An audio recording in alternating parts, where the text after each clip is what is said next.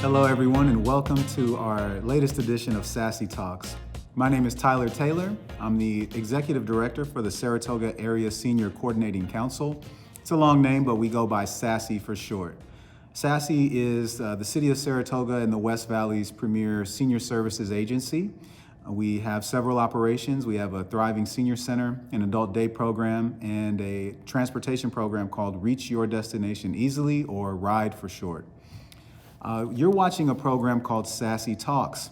SASCC Talks is a program designed to bridge the generational gap between older adults and teenage, high school-aged youth to get folks from the community who are in a leadership position or a prominent figure, talk about topics of the day, learn more about their role in our community, and to discuss items that are of interest to the public and to the viewing community.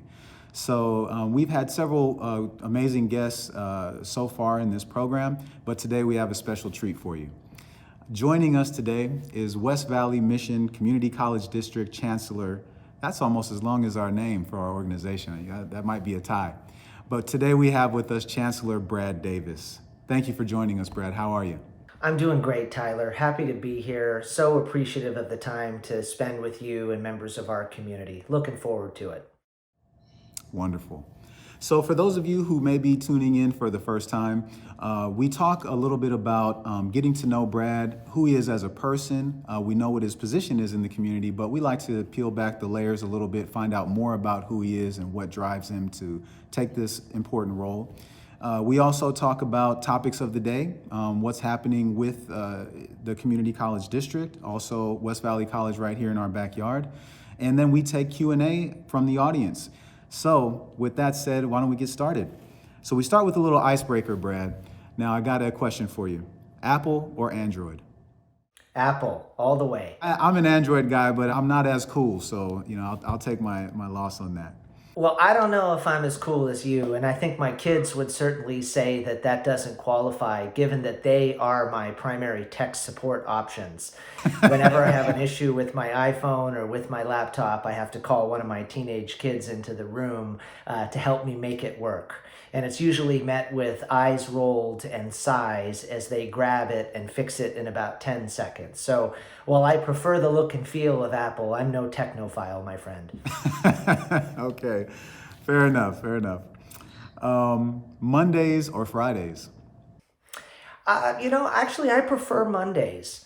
I like to get the start on the week, and I'm one of those people that really looks at their work week as being 7 days.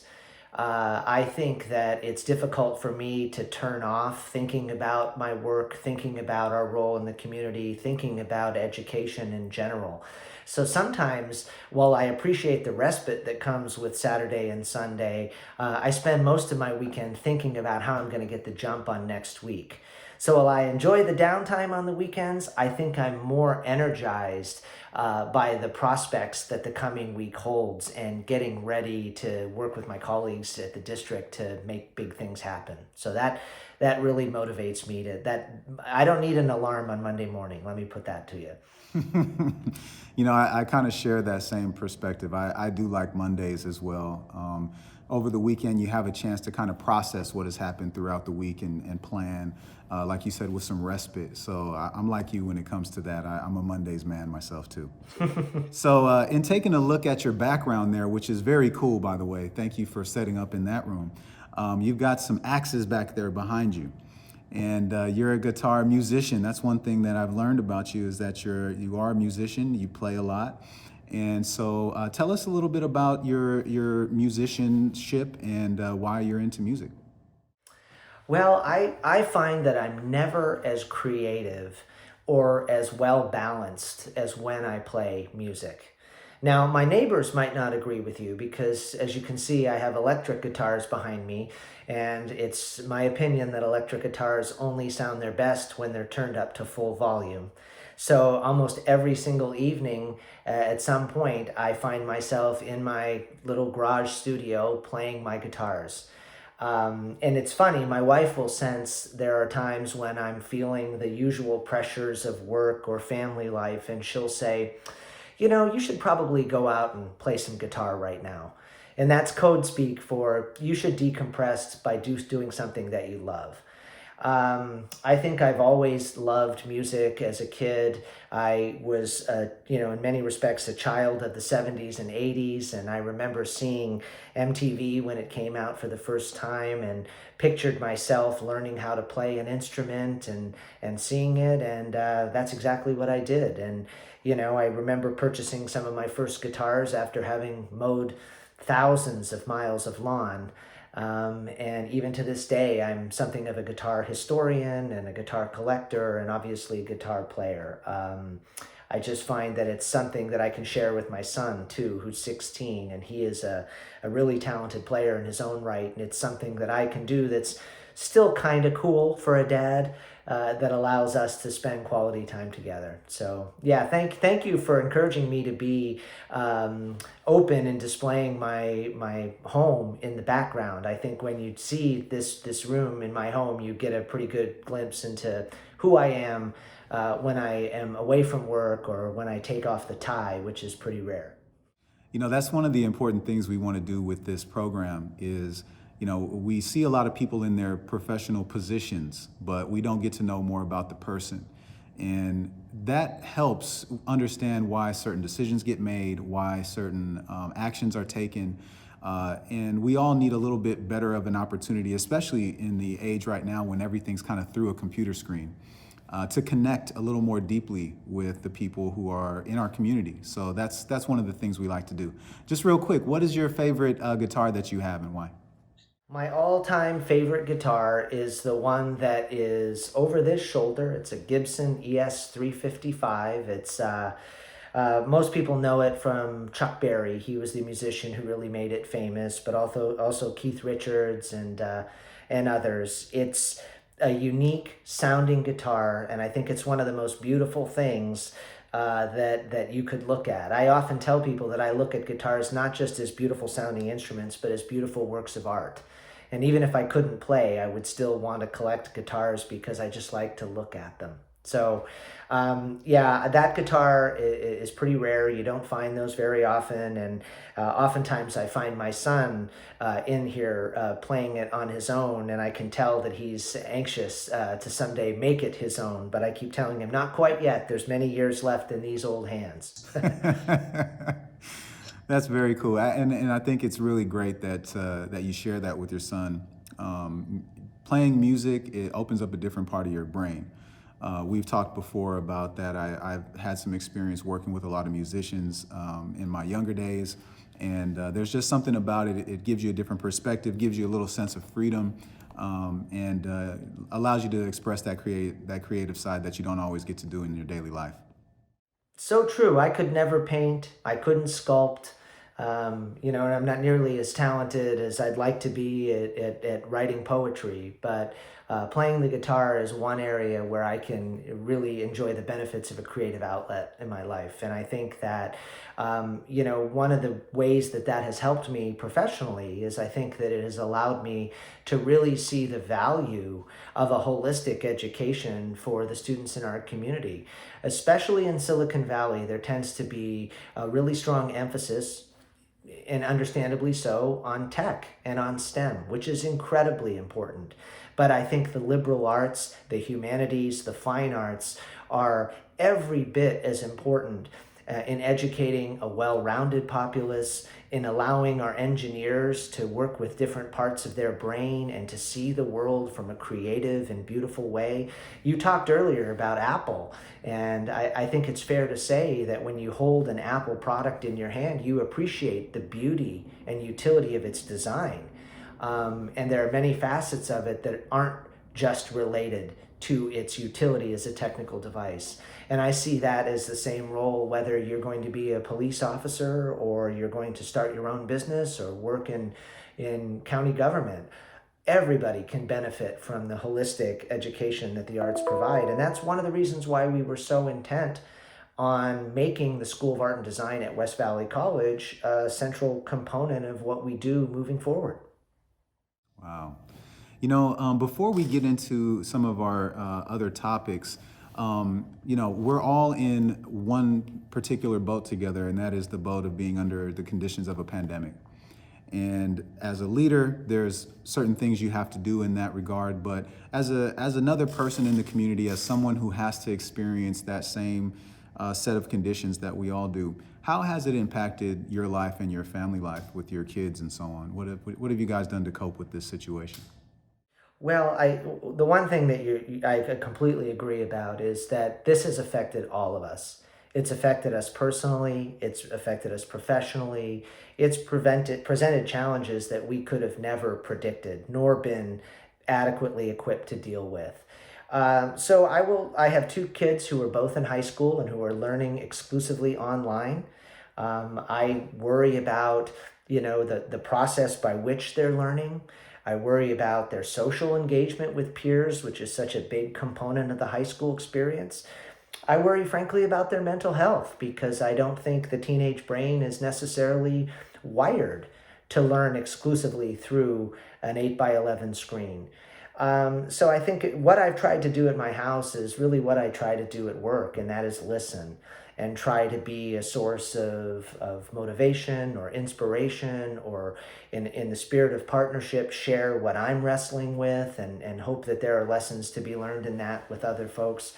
The one thing that I think we could all benefit from in terms of wrestling with COVID and wrestling with what we're experiencing as a result of the election right now is to reinvest in empathy and do our very best to think of other people and to put their needs first and to think about them as colleagues and partners and fellow citizens, not Democrats or Republicans, not the West Valley or De Anza. I'm kidding there. Not really focus on the differences, but focus on the common humanity that binds us. And because this is hard and this is unprecedented, my hope at the end is that we emerge stronger and that our youth emerge more resilient and better able to deal with the inevitable obstacles they find in their roadway as they go through life. And I think the colleges that are doing it well are really invested in closing the equity gap. They're really invested in making sure that technology exists for everybody, faculty, staff, and students, that they're thinking of their students holistically. What are the needs they have beyond the pedagogy? Are they getting meals? Do they have food? Do they have access to appropriate mental health counseling? And I think community colleges have always been on the forefront of looking at the student holistically. And we've been challenged, and I think we've met the challenge largely through COVID and through many of the issues that we're dealing with socially in this country right now. But it hasn't been without incredible human cost. It's been a very, very difficult time. And I think most of us are just trying to put one foot in front of the other, stay optimistic, and move forward with the hope that we will return to in-person instruction at some point. I think we'll be forever shaped by COVID, and I think we will explore online learning modalities differently than we did before COVID. But I think we all covet the human experience that occurs in the classroom, that occurs on our athletic fields, that occurs on the campus. And the hope of getting back to that is what's keeping us, putting that foot in front of the other one each day. Absolutely. It's in addition to that, partnerships and connections to other organizations and other community support systems helps to facilitate that in a way until we're able to really get back to, as close to normal as we can get. In the meantime, there's a lot of people actively trying to mitigate the circumstances that are causing isolation, decreased mental health, decreased perception of your quality of life. One of the things we actually met through a partnership between our organization and West Valley College. At the time, you were the president at West Valley College. Take us a little bit through your time there as president and some of the things that you were proud of as president of West Valley College, and how you made that transition from president to chancellor. Oh, wow. Well, great question. I'm incredibly proud of West Valley College. I don't think you'll find any bigger supporter of our outstanding faculty, the amazing students, the community support, our classified professionals. It's a one-of-a-kind place. And I think that what we are trying to do and what we've tried to do historically is make sure that we're beautifying the campus since it is a prime natural asset.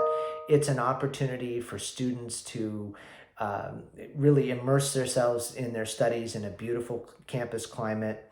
I think that we've tried to create new learning programs for students. I mentioned the School of Art and Design. There's also the Shea School of Professional Studies.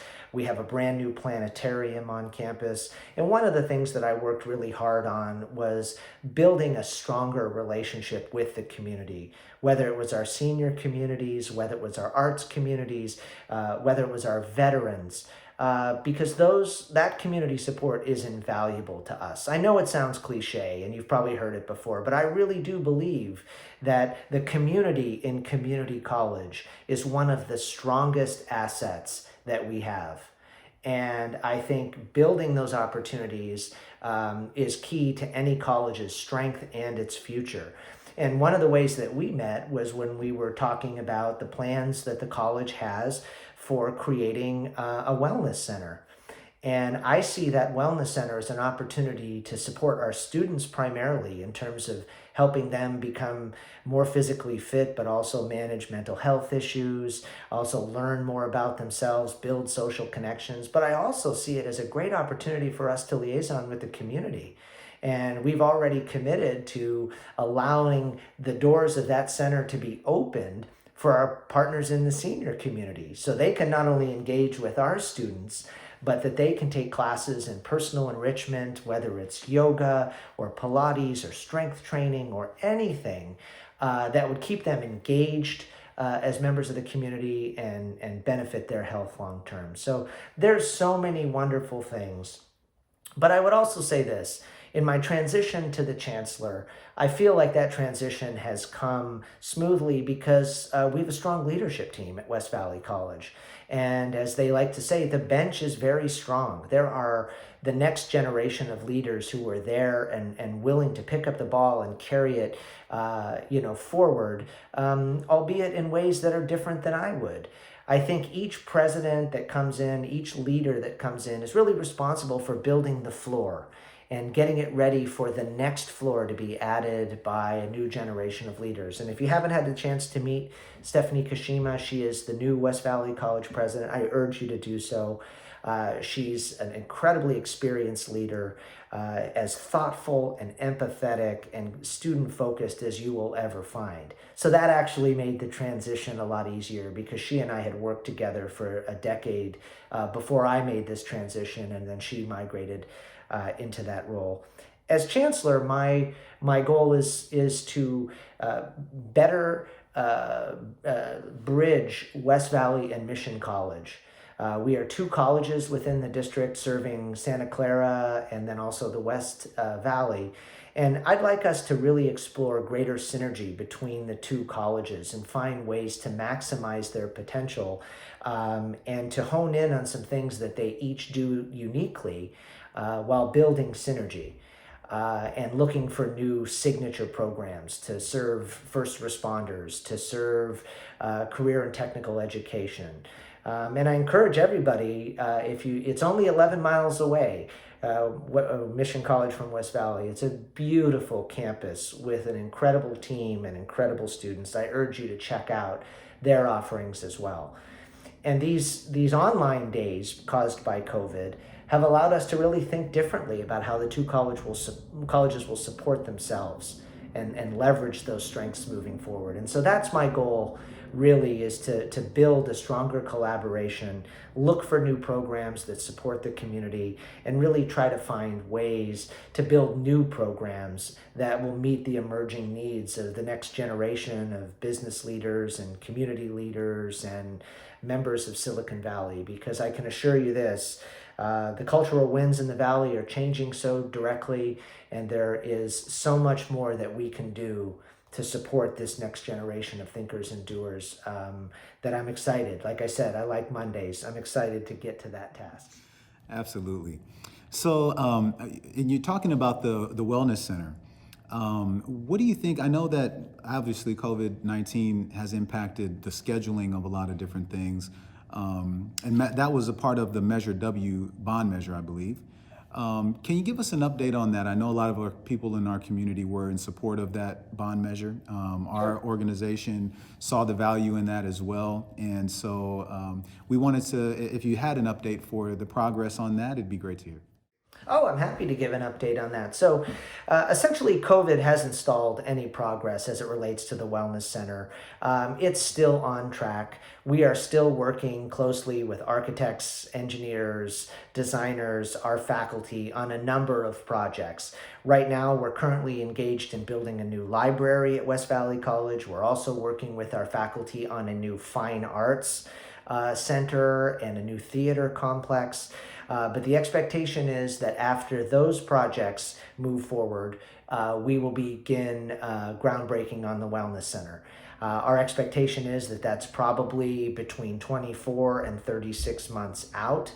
But that gives us a lot of time to get input from our faculty, to get input from the community, to think about how we're going to build a center that meets the needs, again, not only of our students, faculty, and staff, because I want it to be a hub of activity on campus and a community builder internal to the campus, but one that really supports the needs, first of the senior community in Saratoga and in other neighboring communities, but ultimately to be a community showpiece and a partnership where we can continue to build on this great collaboration that we've had to date. That's great news. And, as with any major construction projects and those type of things, you do need to put enough time, thought, and expertise from your team into that to pull off a successful project and to make sure that it does meet the needs of the community. So I think that timing sounds just about right.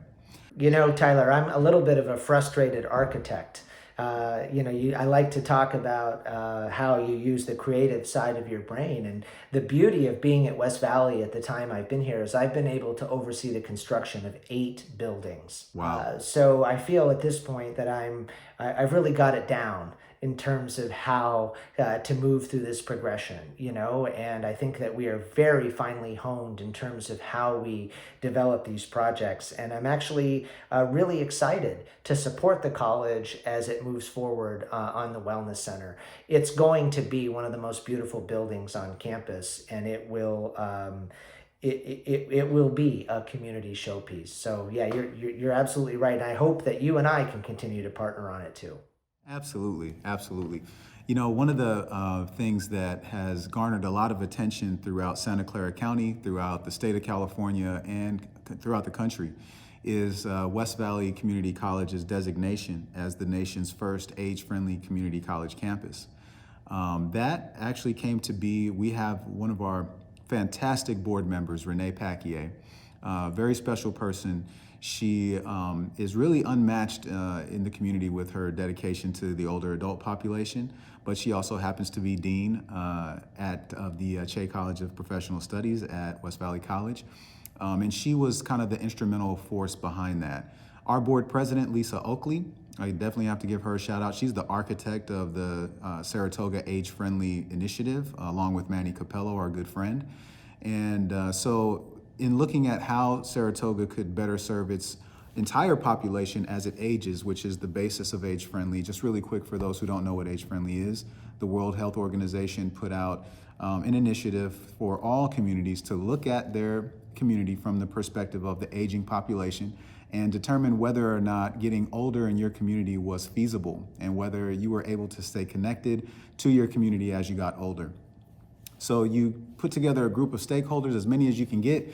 You assess your city's ability to make life possible for older people. And if you find any gaps, if you find any problems, you get that team of people to work those problems out. The RIDE program is one of the results of that age-friendly initiative in Saratoga, as well as the designation of West Valley as being the nation's first age-friendly community college campus.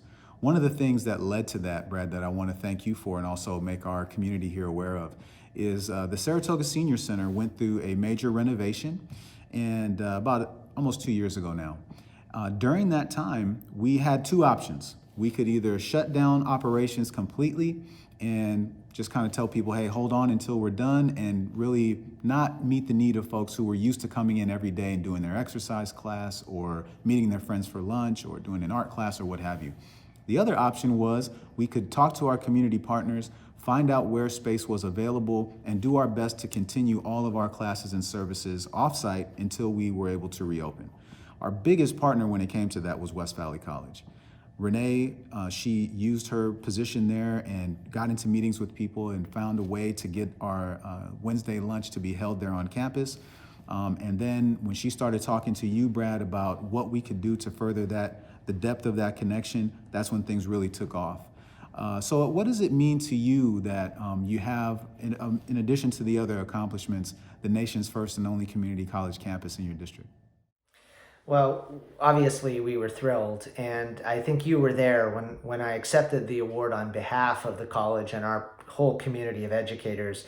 I said, we're not just age friendly, we're age champions. And I think that statement captures our commitment to this endeavor. We have a beautiful park-like campus that we want our senior community to come utilize and to walk and to be part of the campus community. Offering a space for the senior center to have its lunches and to spend time was something that benefited the college every bit as much as it benefited the seniors. The conversations that we had over lunch, the opportunities to talk to them about their aspirations and how they would like to continue their learning at the college was incredibly informative for us as we look to, again, move to being not just friendly, but champions. So I'm very fond of saying to community partners, if you need something, just ask. We want to say yes. We want to be your partner. We want to collaborate. And you mentioned Renee Paquier. For those on the call that haven't met Renee, she's a true superstar. She's a mover and shaker in our organization and in the community, and really part of a very bright future at the college in coming years. But, you know, I think that our college is really set apart by our commitment to the community, not just the seniors, but the veteran population, the disabled population. We have the College of Adaptive Arts now at West Valley's campus, and it's the first program of its kind on a college campus. And our hope is that we can support developmentally disabled adults on their pathway while providing an opportunity for the next generation of special education teachers to hone their craft right on our campus, right in our community. So the sun is very bright at West Valley College, and it's my job to keep the clouds out so that we can showcase all that incredible work that's going on, again, by our faculty, by our staff, by our administrative team, and by our students who really lead the way for us. I mean, we show up every day to work to support our students and to support our community. Well, one of the things that we get asked about in terms of, and again, COVID-19 has put us all in a difficult situation. Our senior center remains closed. Our adult day program remains closed. We do our best to offer as many classes and services online as we can. But as you can imagine, we get a lot of requests for how can we come to a happy medium. We don't always have a great answer, but you know, it is what it is until we're able to get into the different tiers of the reopening phases with the county and the state. One of the questions that we get asked a lot is about the use of the college campus, in particular the use of the pool or other campus facilities. You may not have this answer, and it's fine if you don't, but are there any facilities that might be available for use? And if not, do you know when, well, you can't predict the future, right? But in wanting to try to reopen your facilities to the community, what does that look like? Well, let me put it to you this way. If there was one thing I wish I had right now, it's a crystal ball. Yeah. Because the future is ever changing. And we are really at the mercy of how the virus is tracked, not only locally, but nationally. I feel like our county has done a really great job in providing us guidance to keep everybody safe. But even that guidance can change frequently. Right now we have our beach volleyball courts open a couple of days a week, and of course our tennis courts, which are used very heavily by the community, are open. As it relates to the other facilities, it's really about health and safety. And right now, we just don't feel comfortable enough to open the weight room or the pool or other facilities totally to the public until we have greater clarity. You know, COVID has changed the way we do so many things. And it's really at this point not about our unwillingness to serve the community or to open these, but our concern about the well-being and protecting our community until we, as a county, as a state, as a nation, get our arms around COVID in a way that gives us much more confidence. So I would like nothing more than to return to normal, but I have an obligation to make sure that we're looking out for every single member of our community, particularly the most vulnerable members of our community, to ensure that they can be part of our long-range planning and we can continue to partner long into the future. You know, that is a good segue into one of the community questions we have from a high school student at Saratoga High School. They're asking, how do you go about making difficult decisions, especially during a time of unprecedented challenges? So I think, I don't want to infer too much, but it sounds like the question is really, as a person in a leadership role, when there's difficult decisions to be made, and none of us have a playbook for this, unfortunately, in how to make the decisions that get us all back to where we're meeting the needs of the people while we're still keeping in mind the safety. But in terms of making the decisions, who do you include? How do you go about your decision-making process on tough issues like this? Well, I think a good leader relies on solid, recent, accurate information, relies on a diversity of opinions as expressed by subject matter experts on instruction, on student services, on finance, on health. And then I think you evaluate those things and apply your value system, your experience, and your judgment to make a good decision. Only one person can make the decision, but the strongest decisions are made when including the biggest number of people, the largest number of experts. So I think generally that's how I try to make decisions. I like to be inclusive. I like to debate. I like to argue. I'm trained as a lawyer, so I like to have teams that are willing to disagree and are willing to finally hone points so that we can make the best decision. Unfortunately, right now, there are no perfect decisions.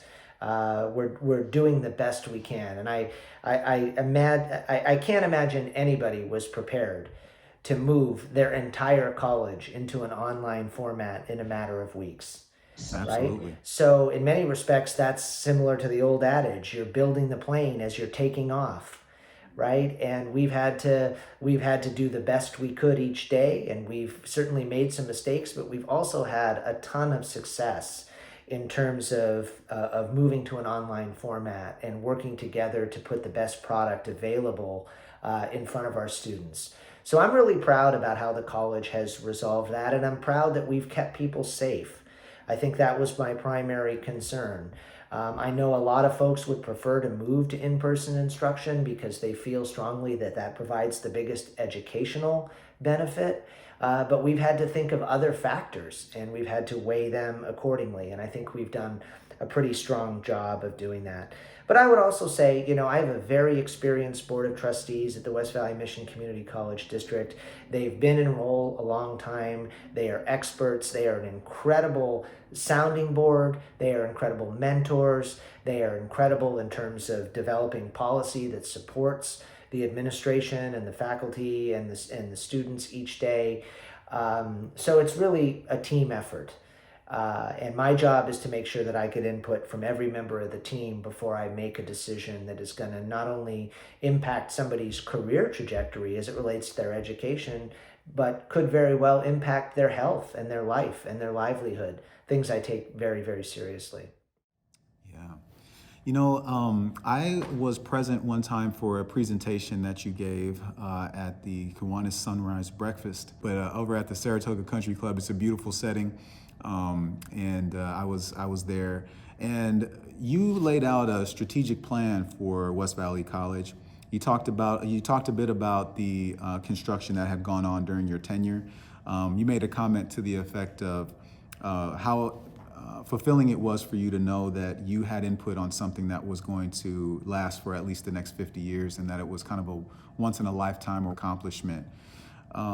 As you look forward now from the lens of the Chancellor, what is your strategic vision for the district? If you were to, and it may be difficult to subtract COVID from that thought process, because you do have to put things in place to manage through this situation. But what is your strategic vision, if you could touch on a few of those points between the two colleges in your district? So I think it's fair to say that our primary focus is maintaining the educational quality that we have maintained for years, with some of the highest transfer rates, smallest class sizes, and best individualized attention that you will find, coupled with a strong emphasis on access to those programs and equity within all measures of our institution, whether it's employment, whether it's admissions, whether it's retention, or whether it's graduation. I think we are deeply committed to serving the community in that way: equity, access, and excellence. And we're fortunate to have a dedicated team of individuals at both colleges in the district who not only believe this, but live it, who care deeply about serving this generation of students and equipping them to negotiate the barriers and the obstacles that they will confront, not only as they head out to change the society that we live in many ways, but also confront long-standing barriers that have existed for certain members of our community. We view that as an incredibly important role in public education now and into the future. And we also want to leverage the tremendous support that we've been given by our communities to build technologically relevant and sophisticated buildings that support the next generation of learners on their pathway. When you're building a building that's expected to last 50 years, you need to not only take into account the educational climate that you're experiencing today, but how it's going to evolve down the road. Right? And together with the needs of factoring in the needs of our students, we need to think about the needs of the community and how we're going to build curriculum, how we're going to serve the needs of those students that are going to be coming to us at both of our campuses in coming days. What do employers want? What kind of skills and abilities will make our students successful when they transfer? Much like the beauty and utility of our buildings needs to be continuously assessed, so does our curriculum. And we've gotten tremendous support from the leaders of the faculty who do that in helping us make sure that we're tailoring that curriculum to meet the needs of the next generation. So, we are incredibly optimistic about our role there. We acknowledge that we are in an area in the community where the population of college-going adults is actually shrinking. We've chosen at this point to think of that as an opportunity. How do we provide greater attention? How do we have smaller class sizes? How do we get better access to our world-renowned faculty? And so that's really where we're focused now. Many, many other colleges and districts across California are reducing, are eliminating, are changing in a way that many of the constituents at those institutions would say is probably not in their best interest. We've been largely able to avoid that because of how prudently we've managed our resources over the years and how committed to students we are. And my hope is that we can always operate from a position of strength operationally, in our fiscal plant, pedagogically, and of course, financially. One of the things that I learned in our partnership with West Valley College is how amazing the level of education that you provide at the community college level, the type of student body that is there at the community, and the level of campus engagement, and the amount of clubs and resources that you were able to provide during a time when it was in-person classes. For our younger audience, the teenagers who are the different high school students who are watching us now, What do you say to them? I know that in this area especially, there's a big push for people to graduate high school and go straight to a four-year university. Community college has a lot to offer. And what kind of advice would you give to the younger students who believe that the four-year route is the way to go right off the top, but may be intimidated by that? Or maybe what is the difference between community college and four-year right out of high school? Well, not only do I live this professionally and I care deeply about it and believe in it immensely, I'm also living it as a dad to a junior in high school who's contemplating his next moves. So I can completely appreciate that for many high school students, they haven't seriously given the community colleges a lot of thought as their next destination. But there are three incredibly good reasons why students should consider community colleges. And the college that you select, whether it's an Ivy League, a UC, or a community college in the Bay 10, it's highly personal. I always tell students, you should choose what's the best fit for you. As an educator, I'm happy if you're in school. I'm happy if you're pursuing your degree. I would prefer you come to West Valley because I admit to a certain bias. But if you're at De Anza or you're at San Jose State or you're at Stanford, I'm happy because that's what makes our community stronger. But what most students don't realize is that the faculty at community colleges are every bit as talented and imaginative and capable and thoughtful and caring as students, as faculty that you're going to find at the best institutions across the country. Usually what distinguishes them is that they want to teach. They revel in the interaction between student and faculty member. And at four-year or larger research institutions, you have to spend a considerable amount of your time doing research away from the classroom. Our faculty want to make the difference in students' lives today, and that's why so many of them are really among the best educators you'll encounter. At a UC, for example, your first 2 years, you're most likely to take the same classes that you would take at West Valley or Mission, but be taught by a graduate assistant, who I'm sure are terrific and amazing in many respects, but they are not getting the quality and experience in many cases that you get from our instructors.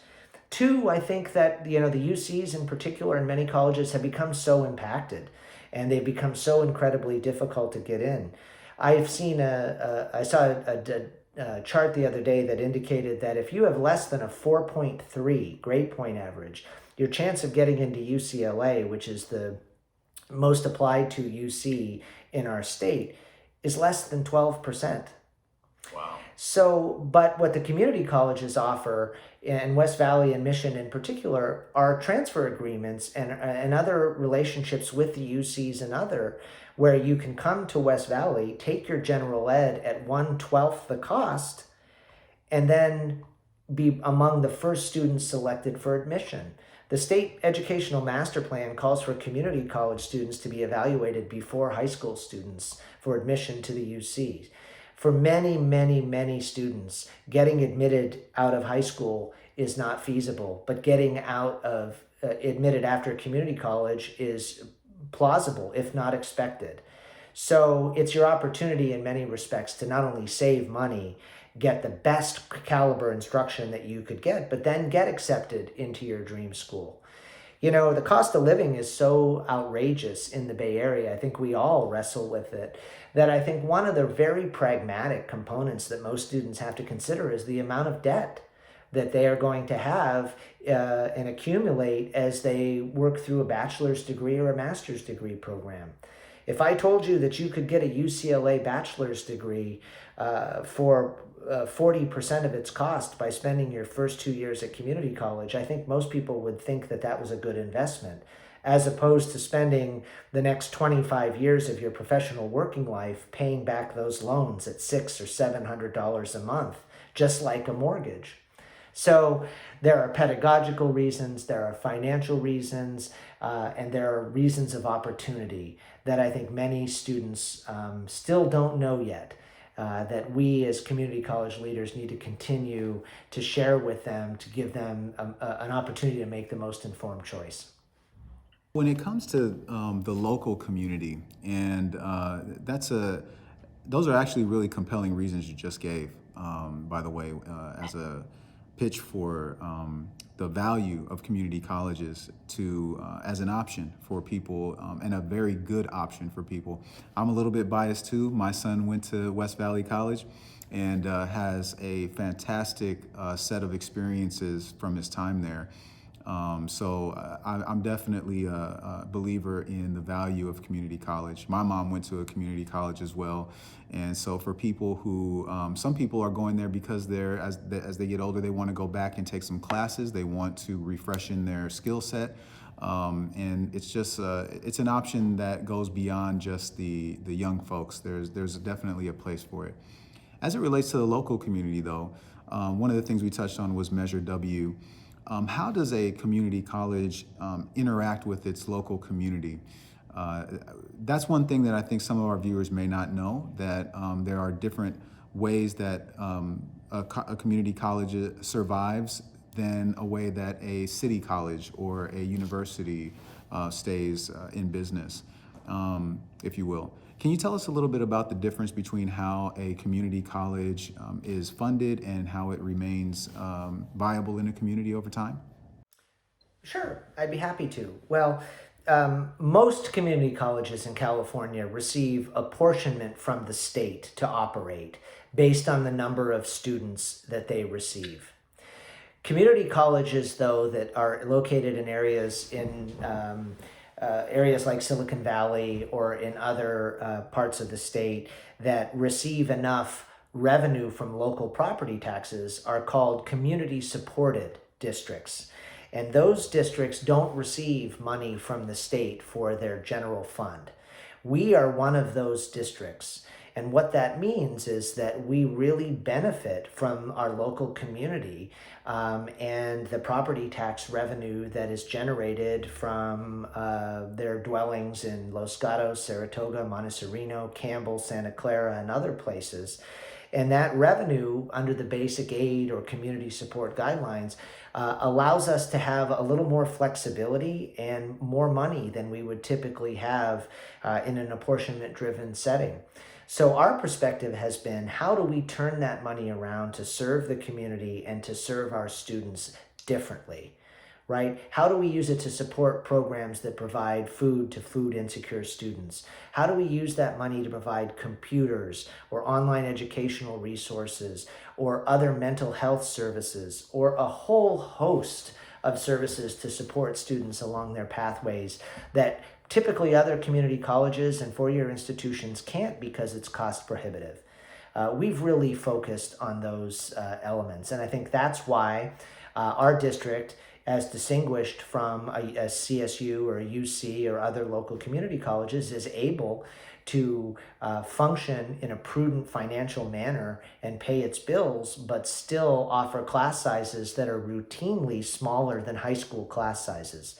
Right now, I think the average class size at West Valley is 20 students. And believe me, there are many, many other classes that have between 10 and 20, which at most community colleges and universities is an impossibility because you need essentially 32 students to break even under the state apportionment guidelines. We feel with the quality of our instructors and the small class sizes that we put one of the best educational products out there.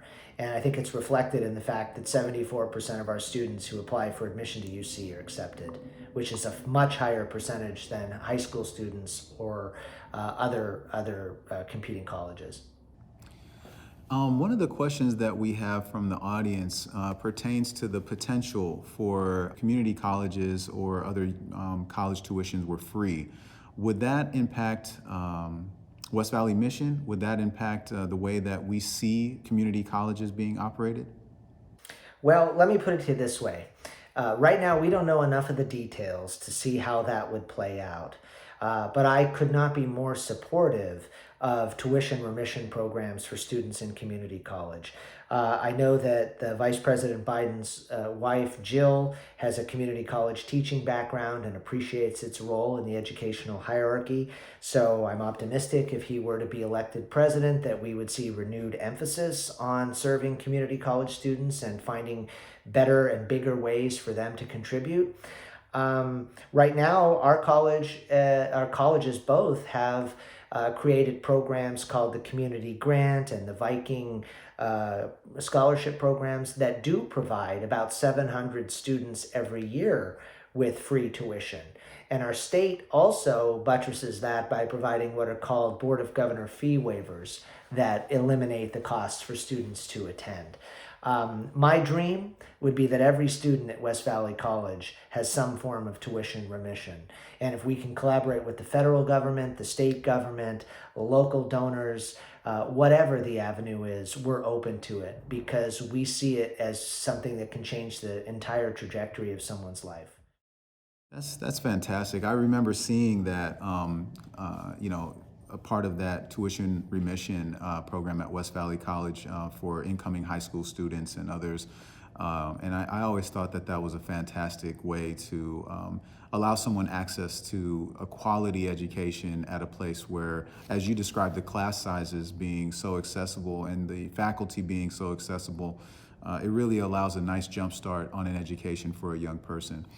One of the things I wanted to call out that I really appreciated that you did, and maybe if you could share the story with us, is about the student homeless population there at West Valley College.